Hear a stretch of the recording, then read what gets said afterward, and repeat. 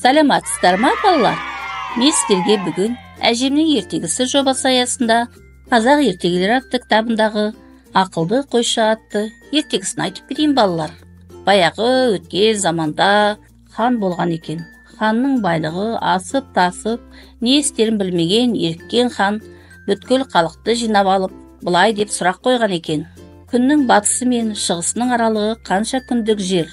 Құдай бүгін не істеп жатыр деп. Оны естіген халық әбден естері шығып, енді қайттық деген екен. Егер де осы сұрағыма жауап бере алмайтындардың басын аламын деген екен. 3 күндік уақыт беріп, халықты әбден естерін шығарған екен.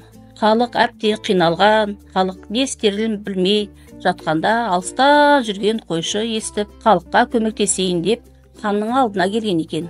Ханға келіп, сұрағыңызға мен жауап таптым дейді.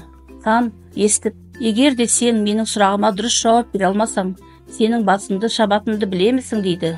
Сондықтан да мен сізге жауабын тауып келіп, айтқалы келдім дейді.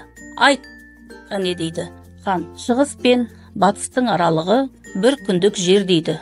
Егер де күн 1 күнде батпай 2 күнде бататын болса, күн ортада қалып қалатын еді дейді. Сұрағына дұрыс жауабын тапқан соң, хан ойланып, отырып қалып, біраз ойланған соң, енді екінші сұрағыма жауап бер дейді. Екінші сұрағыма жауап бермес бұрын, сіз андағы отырған тағыңыздан түсіңіз. Мен сіздің тағыңызға отырып, жауап берейін екінші сұрағыңызға дейді.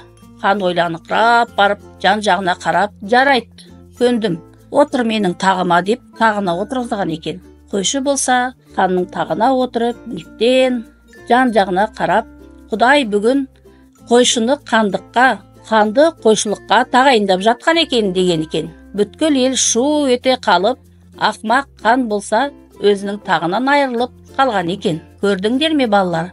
Сөз тапқанға қолқа жоқ деп осқа айтпаған екен.